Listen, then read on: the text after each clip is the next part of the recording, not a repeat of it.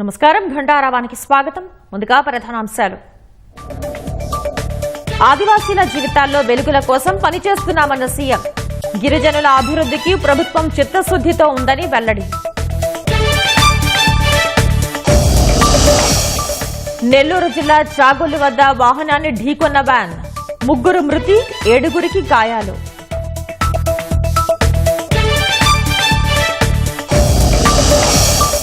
శ్రీశైలం ప్రాజెక్టుకు పెరుగుతున్న వరద. ఎగువ నుంచి 84,502 క్యూసెక్కుల నీరు.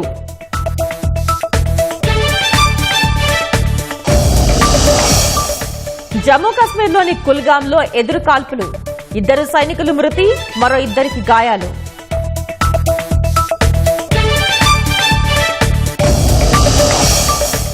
ఆగస్టు 15న అలాస్కాలో పుతిన్తో భేటీ కానున్న ట్రంప్. పూర్తి వివరాలను త్వరలోనే వెల్లడిస్తానని ట్రూత్లో వెల్లడి.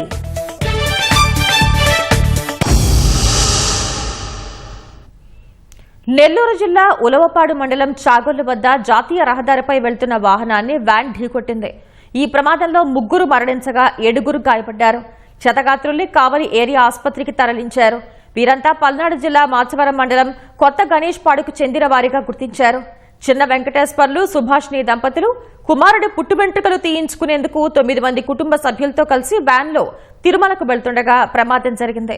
ఈ దుర్ఘటనపై మంత్రులు డోలా శ్రీ బాల వీరాంజనేయ స్వామి, గొట్టిపాటి రవికుమార్, మండిపల్లి రాంప్రసాద్ రెడ్డి దిగ్భ్రాంతి వ్యక్తం చేశారు. మృతుల కుటుంబాలకు సానుభూతి తెలిపారు. గాయపడిన వారికి మెరుగైన వైద్యం అందించాలని అధికారులను ఆదేశించారు. శ్రీశైలం ప్రాజెక్టుకు వరద ప్రవాహం క్రమంగా పెరుగుతోంది. జూరాల, సుంకేస్ల నుంచి జలాశయంలోకి 84,502 క్యూసెక్కుల వరద చేరుతోంది. అవుట్ఫ్లో 111,545 క్యూసెక్కులుగా ఉంది.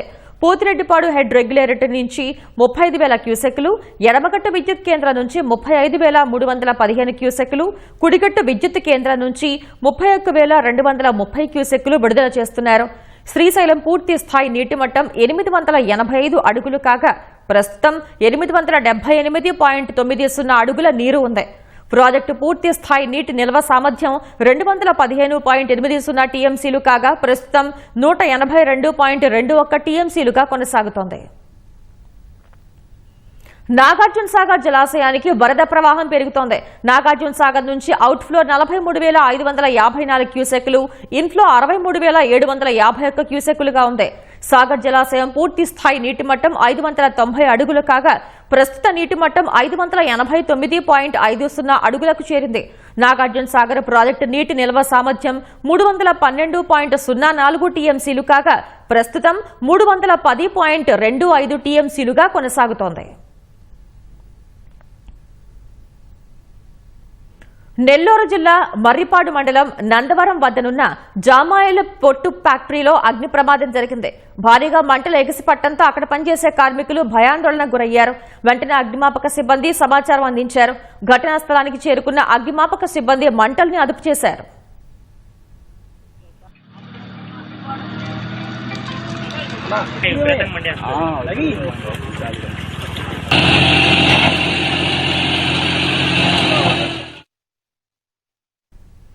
కృష్ణా జిల్లా ఉయ్యూరు ఉర్దూ స్కూల్ సమీపంలో టిఫిన్ బండికి గుర్తు తెలియని వ్యక్తులు నిప్పు పెట్టారు.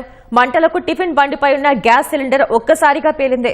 భారీ శబ్దానికి స్థానికులు భయాందోళనకు గురయ్యారు. మంటల్ని స్థానికులు అదుపు చేశారు. పెట్రోల్ పోసి గుర్తు తెలియని వ్యక్తులు తన బండిని తగలపెట్టారని బాధిత మహిళ వాపోయింది.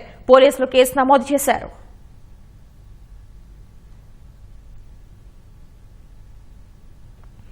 మారుమూల గిరిజన ప్రాంతాల్లో విద్యార్థులు సమస్యల శాశ్వత పరిష్కారానికి విద్యా, ఐటీ, ఎలక్ట్రానిక్స్ శాఖల మంత్రి నారా లోకేష్ శ్రీకారం చుట్టారు.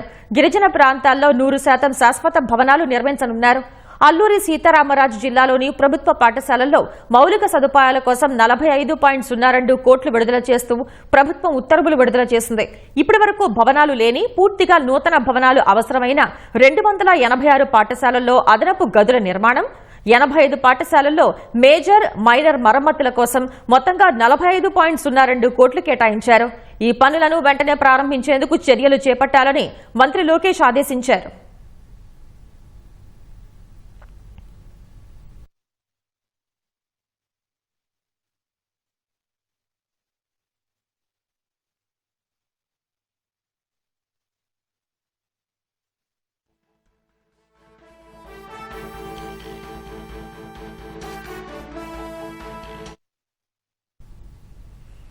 అంతర్జాతీయ ఆదివాసీ దినోత్సవం సందర్భంగా గిరిజనులకు సీఎం చంద్రబాబు శుభాకాంక్షలు తెలిపారు.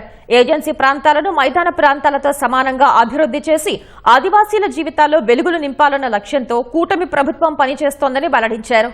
ఏడాది కాలంలో ఏజెన్సీ ప్రాంతాల్లో అభివృద్ది కోసం వారి సంక్షేమం కోసం తీసుకున్న చర్యలను వివరించి రానున్న రోజుల్లో చేపట్టే కార్యక్రమాలపై వారితో చర్చించి నేడు నిర్ణయాలు ప్రకటిస్తామన్నారు.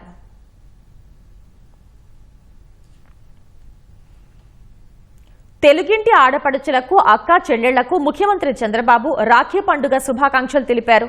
అన్నా చెల్లెళ్ల అనుబంధం వ్యక్తం చేస్తూ నీకోసం నేనున్నాను అనే భరోసా కల్పించే శుభ సందర్భమే రాఖీ పర్వదినం అని సీఎం అన్నారు. అందుకే రాఖీ పౌర్ణమి అందరికీ ప్రత్యేకమైందన్నారు. ఆడబిడ్డలకు ఒక అన్నగా రక్షణ కల్పిస్తూ వారి జీవితాల్లో వెలుగులు నింపే బాధ్యత తనది అని మరోసారి ప్రకటించారు. ఆడబిడ్డల బాగు కోసం అహర్నిశలు పనిచేస్తానని హామీ ఇచ్చారు. అందరికీ రాఖీ పండుగ శుభాకాంక్షలు అని సామాజిక మాధ్యమం ఎక్స్లో పోస్టు పెట్టారు. అనంతపురం జిల్లా ఉరవకొండలోని పెన్నా అహోబిళం పరిసరాల్లో విద్యుత్ మోటార్లు చోరీకి గురయ్యాయి. హెచ్ఎల్సీ నుంచి నీటిని పంపింగ్ చేయడానికి ఏర్పాటు చేసిన విద్యుత్ మోటార్లు చోరీకి గురైనట్లు ఆమిద్యాలకు చెందిన రైతులు పోలీసులకు ఫిర్యాదు చేశారు. గడిచిన 15 రోజుల్లో 6 విద్యుత్ మోటార్లు, తుంపర సేద్యం పరికరాలు కనపడకుండా పోయాయని రైతులు వాపోయారు. పంటలు సాగు చేసుకునే సమయంలో ఈ చోరీలు తమకు నష్టాన్ని కలిగిస్తున్నాయని రైతులు ఆవేదన వ్యక్తం చేశారు. పోలీసులు తగిన చర్యలు తీసుకోవాలని కోరారు.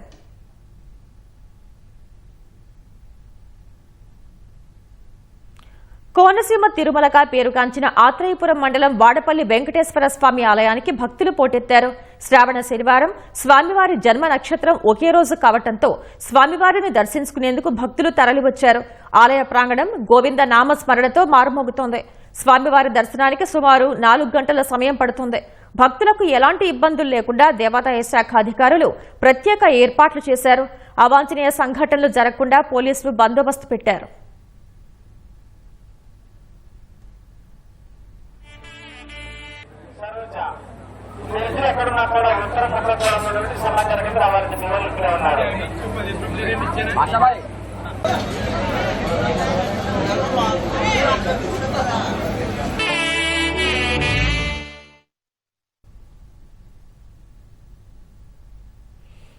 పెళ్లై పిల్లలున్నా హద్దు మీరాడు. 2 ఏళ్ల పాటు వేరే మహిళతో సన్నిహితంగా మెలిగాడు. పార్కులని, షికార్లకని చట్టాపట్టాలేసుకుని తిరిగారు. ఆ తర్వాతే అసలు కథ మొదలైంది. బంగారం, ఎలక్ట్రానిక్స్ వస్తువులు కొనివ్వాలని ఆ మహిళ పేచీ పెట్టింది. పోరు పడలేకపోయిన ఆ వ్యక్తి పథకం వేసి మరీ దారుణాన్ని కొడిగట్టాడు. మహిళతో పాటు అభం శుభం తెలియని చిన్నారుల ఉసురు తీశాడు.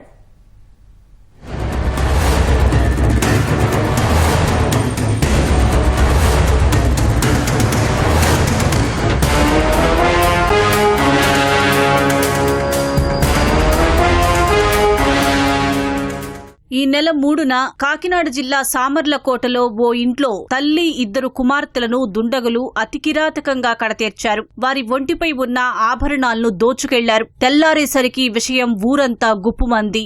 పొద్దున్న 7:30కి అయితే వాళ్ళ హస్బెండ్ గారు ఫోన్ చేశారు. మా మరిది గారు ఫోన్ చేసి మామీ గారు అని ముగ్గురు నెవలో చంపాడేశారు అని మాకు ఫోన్ చేసి చెప్పారు. అంతేనండి. మా నాన్నగారు మా అమ్మ కూడా ఇక్కడే ఉన్నారండి, మా ఇంటి దగ్గర. మా నాన్నగారికి వచ్చింది ఫోను. రాగానే ఏటి అని అడిగితే ఆ పిల్లోడు మాట తెప్పుకోలేకపోతున్నాడు, చెప్పలేకపోతున్నాడు, వదినా వదినా అని. అంతే తప్ప మాకు ఏమీ తెలియదండి. ఇక్కడ ఏడుపు వినపడుతుంది సార్. అతను కూడా ఎడుతున్నాడు. ఏమైంది అని చేసాము. ఇలాగని చెప్పాడు. బయలుదేరి వచ్చేసాము. మా తమ్ముడు మా మరదలో 2 పిల్లలు ఇక్కడే ఉంటారు. సంసారం చక్కగానే ఉంటుంది ఇప్పటికీ. మరి ఏం జరిగిందో తెలీదు. ఉదయం మా తమ్ముడు డ్యూటీకి వెళ్ళి వచ్చేటప్పుడు చంపేసి ఉంచారు. పిల్లని భార్యని చంపేసి ఉంచారు. అంతే. ఏం జరిగిందో తెలియదు కానీ వచ్చేటప్పటికి ఇది సిచ్యువేషన్ జరిగింది. హత్యలు జరిగిన సమాచారంతో పోలీసులు ఘటనా స్థలానికి చేరుకుని ఆధారాలు సేకరించారు. మృతదేహాలను పోస్టుమార్టం నిమిత్తం ఆసుపత్రికి తరలించారు.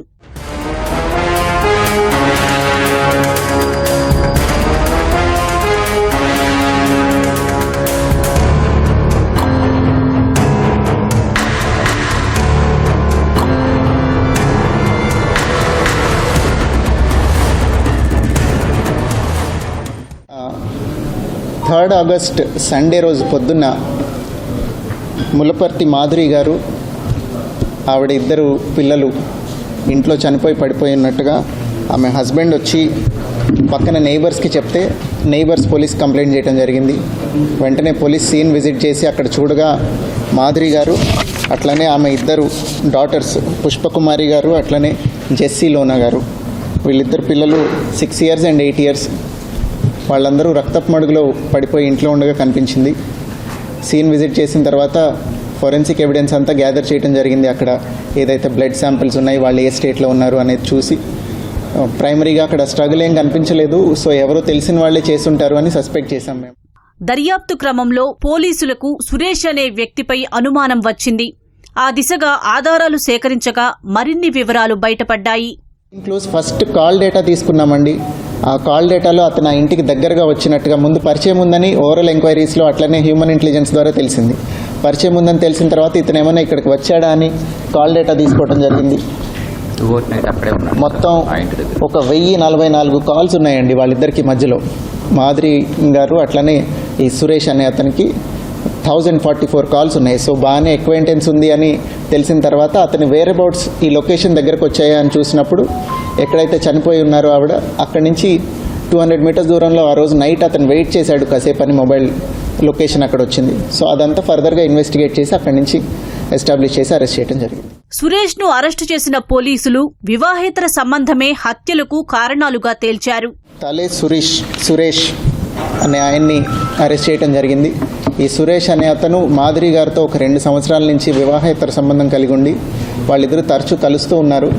ఒక 2 సంవత్సరాల్లో ఒక 7 లక్షల రూపాయలు ఆమె నిమిత్తం, ఆమె కుటుంబ సభ్యుల నిమిత్తం ఖర్చు చేసినట్టుగా చెప్తున్నాడు అతను. అట్లనే ఈ మధ్యన అతని భార్యకు కూడా అనుమానం వచ్చి ఇంట్లో కూడా వివాహేతర సంబంధం ఏదో ఉందని ఆమె కొంచెం గొడవ పడటం జరుగుతోంది. అదే బ్యాక్గ్రౌండ్లో మాధురి గారితో కూడా కొంత గొడవ పడుతూ ఉన్నాడు. ముగ్గురిని అత్యంత కిరాతకంగా చంపిన సురేష్ ఇదంతా దోపిడీ దొంగల పనిగా చిత్రీకరించాలనుకున్నాడు.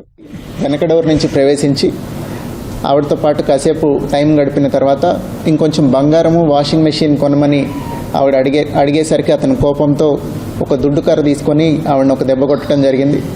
కొట్టిన తర్వాత ఆవిడ కింద పడిపోయిన శబ్దానికి పిల్లలు లేచేసరికి వాళ్ళు ఎక్కడ ఐ విట్నెస్లు అవుతారు అని వాళ్ళిద్దరిని కూడా కొట్టేసి అక్కడి నుంచి వెళ్ళిపోయాడు. ఎప్పుడైతే అతన్ని అరెస్ట్ చేశామో 7వ తారీఖున షుగర్ ఫ్యాక్టరీ దగ్గర అక్కడ అతని లారీని కూడా సీజ్ చేయడం జరిగింది. ఆ లారీలో కొంత బంగారము, వెండి ఇవన్నీ కూడా కనిపించాయి. అవన్నీ ఎందుకు తీసుకొచ్చామని అడగక ఇది దొంగతనం చేసి ఎవరో తీసుకెళ్ళిపోయినట్టు కనిపించినట్టు ఉంటుందని ఆవిడ వేళ్లకున్న ఉంగరాలు లాక్కొని వచ్చేసాడు అతను. సో ఇవన్నీ సీజ్ చేసి ముద్దాయిని అరెస్ట్ చేయడం జరిగింది. కేసుని ప్రాపర్గా ఇన్వెస్టిగేట్ చేసి ఇంకా ఫర్దర్గా ఎవిడెన్స్ అంతా ఇంటాక్ట్ సబ్మిట్ చేసి తొందరగా ఛార్జ్ షీట్ చేసి స్పీడీ ట్రయల్లో పెట్టి ఈ కేసుని ఖచ్చితంగా కన్విక్షన్ వచ్చేలాగా విల్ ట్రై. వివాహేతర సంబంధం కారణంతో ముగ్గురి నిండు ప్రాణాలు బలయ్యాయి. చివరకు నిందితుడు కటకటాల పాలై తన కుటుంబానికి దూరమయ్యాడు. నిందితుడికి త్వరగా శిక్ష పడేలా చూస్తామని ఎస్పీ బిందు మాధవ్ తెలిపారు.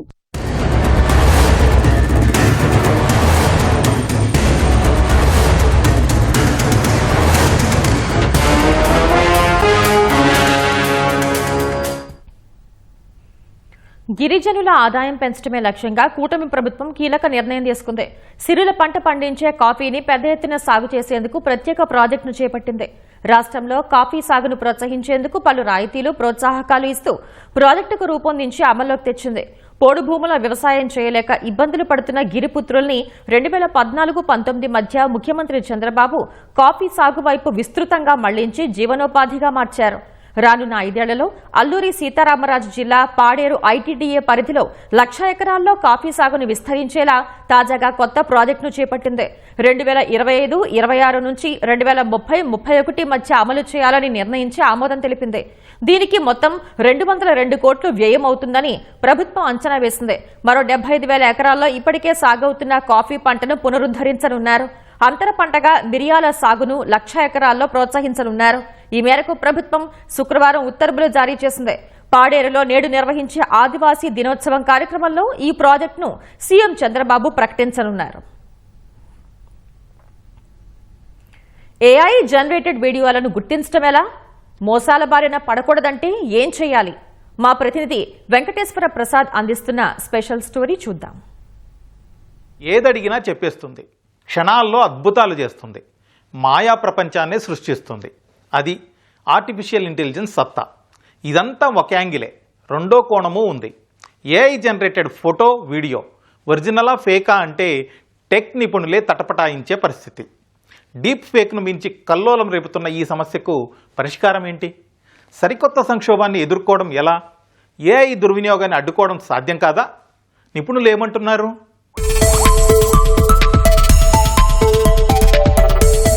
ఇన్స్టాగ్రామ్ ఓపెన్ చేయగానే అందాల రాశి కనిపించింది. రొమేనియన్ పాటకు అదరగొట్టే డ్యాన్స్తో ఆకర్షించింది. అరే, చూడముచ్చటగా ఉందే, డ్యాన్స్ కూడా సూపర్. వీడియో చూసిన వాళ్ళందరిది ఇంచుమించు ఇదే ఫీలింగ్. వీడియో తెగ వైరల్ అయింది. వివరాల్లోకి వెళితే అసోమ అమ్మాయి అని తెలిసింది. అకౌంట్ పేరేంటా అని ఆరా తీస్తే బేబీ డాల్ ఆర్చీ అంట. లోపలికి వెళితే అమెరికన్ పోర్న్ స్టార్ కేంద్రా లస్ట్ తోటి ఫోటో అంటూ ఇంకో పోస్ట్, మరెన్నో అసభ్య పోస్టులు యూత్ని బాగా అట్రాక్ట్ చేశారు.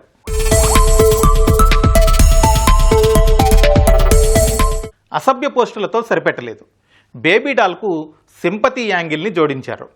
రెడ్ లైట్ ఏరియా నుంచి బయటపడిందని ప్రచారం చేశారు. మరికొందరిని కూడా కూపం నుంచి బయటికి తెచ్చిందంటూ వైరల్ చేశారు. పాపం అంటూ సానుభూతి వెల్లువెత్తింది. చూస్తుండగానే 1.4 మిలియన్ ఫాలోయర్స్ వచ్చేశారు. బ్లూ టిక్ కూడా సాధించారు. ఇంకేముంది, క్రియేటర్కు కాసుల పంటే. సడన్గా తెలిసింది ఏంటంటే అమ్మాయి ఫేస్ ఒక్కటే ఒరిజినల్, వీడియోలన్నీ ఫేక్. బాధితురాలు పోలీసులకు కంప్లైంట్ చేసింది. కేసు కట్టిన పోలీసులు ఫేక్ క్రియేటర్ కోసం వెదికారు. ఇన్స్టా సాయంతో నిందితుడిని పట్టుకున్నారు. పేరు ప్రతిమ్ బోరా. పోస్ట్ చేస్తున్నవన్నీ ఫేక్ వీడియోలే అని తేల్చారు. మాజీ ప్రియురాలి ముఖంతో ఏఐ వీడియోలు తయారు చేశాడు. ఎందుకు అంటే ఆమెపై బురద చల్లడం, ఈజీగా డబ్బుల సంపాదన. ఒకే దెబ్బకు 2 పిట్టలు అన్నట్లు. ఇది తెలిసి షాక్ కావడం సోషల్ మీడియా యూజర్ల వంతైంది. ఇలాంటిదే ఇంకో కథ. అందమైన తెలుగు యువతి, స్టాండప్ కమెడియన్, హాలు నిండా జనం, గలగలా మాట్లాడుతోంది. ఆమె వేసే జోకులకు పగలబడి నవ్వుతున్నారు, చప్పట్లతో ఎంకరేజ్ చేస్తున్నారు. కానీ సోషల్ మీడియాలో వీడియోలు చూస్తున్న వాళ్ళు మాత్రం ఇబ్బందిగా ఫీల్ అయ్యారు. అమ్మాయి వేస్తున్నవన్నీ మసాలా జోకులే. ఇంత అందంగా ఉంది, చక్కగా మాట్లాడుతుంది, ఇదేం పద్ధతి అంటూ నిట్టూర్చారు. నిజం తెలిసాక అవునా, నిజమా అంటూ నోరెళ్లబెట్టారు. కారణం, వీడియోలో ఉన్నది ఏఐ జనరేటెడ్ అమ్మాయి. ఇప్పటిదాకా మనం చెప్పుకున్నవి కొన్నే, ఇలాంటివి కోకొల్లలు.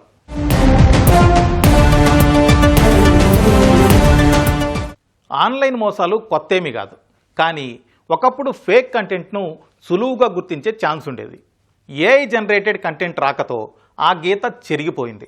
ఏది నిజమో ఏది అబద్ధమో కనుక్కోవడం కష్టంగా మారింది. కొంతకాలం ముందు డీప్ ఫేక్ కలకలం సృష్టించింది. ఏఐ అంతకు మించి కల్లోలానికి కారణమవుతుంది. డీప్ ఫేక్ చేయాలంటే చాలా టైమే పట్టేది. అది కూడా అందరితో సాధ్యమయ్యే పని కాదు. కానీ ఏఐ టూల్స్ అందుకు పూర్తి భిన్నం. ప్రాంప్టింగ్ ఇవ్వడమే ఆలస్యం, ఫటాఫట్ ఆన్సర్లు చెప్పేస్తాయి. సింపుల్ టెక్స్ట్ మెసేజ్తో ఫోటోలు, వీడియోలు రెడీ చేసేస్తాయి. క్షణాల్లో నువ్వు చెప్పినట్లు మార్చేస్తాయి.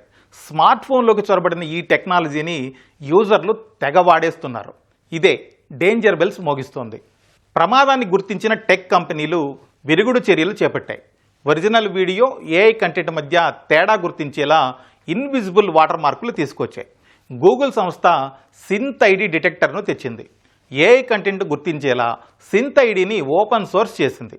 అదే దారిలో స్టేబుల్ సిగ్నేచర్ తీసుకొచ్చింది మెటా. కాకపోతే ప్రయోజనం ఎంత అన్నదే ఇప్పుడు ప్రశ్నార్థకం. ఎందుకంటే టెక్స్ట్ మెసేజ్, ఇమేజెస్, వీడియో ఎలాంటిదైనా సరే కనీస నిర్ధారణ లేకుండా చూసిన క్షణాల్లోనే షేర్ చేసేవాళ్లే అధికం. వాటిని నమ్మే వాళ్లకు కొదవేమీ లేదు. అలాంటిది ఏఐ కంటెంట్ను గుర్తించడానికి సింత్ ఐడి, స్టేబుల్ సిగ్నేచర్ ఉపయోగించే వాళ్ళు ఎంతమంది ఉంటారు? ఇప్పుడు ఇదే అసలు సమస్య.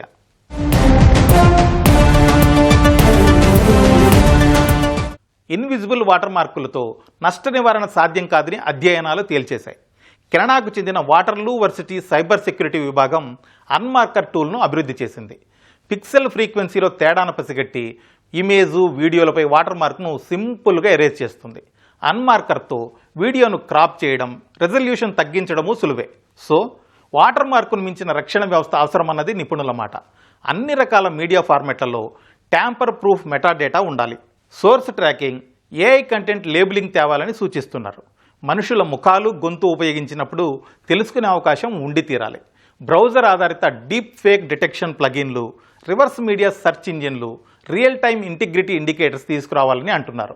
అప్పుడే బేబీ డాల్ ఆర్చీ లాంటి వాటిని అడ్డుకునే వీలుంటుంది.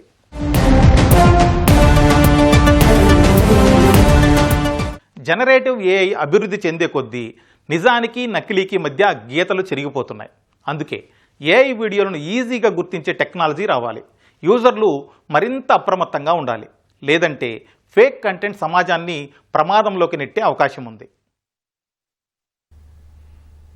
జమ్మూ కశ్మీర్ ఎన్కౌంటర్లో 2 సైనికులు అమరులయ్యారు. కుల్గాం జిల్లాలో ఉగ్రవాదుల ఏర్వేత ఆపరేషన్ సందర్భంగా గత రాత్రి నుంచి కొనసాగుతున్న కాల్పుల్లో 4 సైనికులు గాయపడినట్లు అధికారులు తెలిపారు.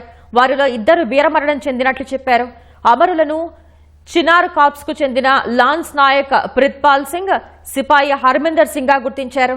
దేశ రక్షణ కోసం విధి నిర్వహణలో భాగంగా వారు చేసిన అత్యున్నత త్యాగాన్ని చినార్ కార్ప్స్ గౌరవిస్తుందని, వారి సాహసం, అంకిత భావం తమకు స్ఫూర్తిదాయకమని సామాజిక మాధ్యమం ఎక్స్లో సైన్యం ఓ పోస్ట్ పెట్టింది. వారి మృతికి ప్రగాఢ సానుభూతి తెలిపింది. సైన్యం చేపట్టిన ఆపరేషన్ అఖాల్ 9వ రోజుకు చేరినట్లు పేర్కొంది. కాల్పులు ఇంకా కొనసాగుతున్నట్లు సైనిక అధికారులు తెలిపారు. ముష్కరుల వద్ద అధునాతన ఆయుధాలతో పాటు పెద్ద మొత్తంలో ఆయుధ సామాగ్రి ఉన్నట్లు చెప్పారు.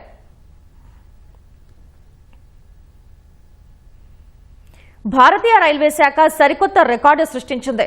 ఆసియాలోనే అతి పొడవైన గూడ్స్ రైలును పట్టాలపైకి తీసుకొచ్చింది. రుద్రాస్తగా నామకరణం చేసిన ఈ రైలుకు సంబంధించిన వీడియోను రైల్వే శాఖ మంత్రి అశ్విని వైష్ణవ్ ఎక్స్లో పోస్ట్ చేశారు. ఉత్తరప్రదేశ్లోని పండిత్ దీన్ దయాళ్ ఉపాధ్యాయన్ డివిజన్ నుంచి ఈ గూడ్స్ రైలును ప్రారంభించారు. గంజ్ కవాజా స్టేషన్ నుంచి పలాం మార్గం మీదుగా ధన్బాద్ డివిజన్లోని టోరీ శివపురి వరకు నడిపారు. 4.5 కిలోమీటర్ల పొడవుండే ఈ రైలు ఆసియాలోనే అత్యంత పొడవైన సరుకు రవాణా రైలని అధికారులు వెల్లడించారు. సగటున గంటకు 40 కిలోమీటర్ల వేగంతో ప్రయాణిస్తుంది. దీనిని నడిపేందుకు మొత్తం 7 ఇంజన్లు ఉపయోగించారు. ఇందులో 354 బోగీలున్నాయి. సరుకు రవాణాను పెంచడమే లక్ష్యంగా దీనిని తీసుకువచ్చినట్లు తూర్పు మధ్య రైల్వే వెల్లడించింది.